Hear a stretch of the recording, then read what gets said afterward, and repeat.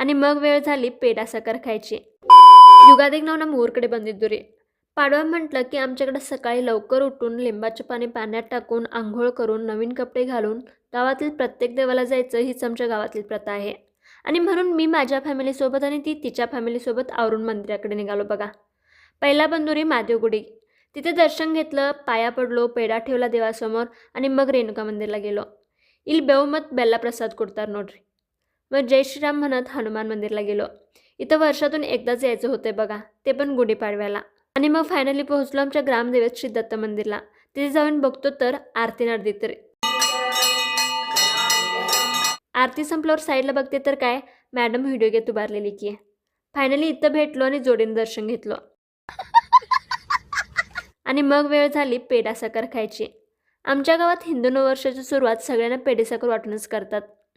आणि शेवट मरगुबाई घोदुरी. सगळ्या देवाचं दर्शन घेतलो, पेढा बी खाल्लो आणि मग घरी पळालो पुरणपोळी खायला.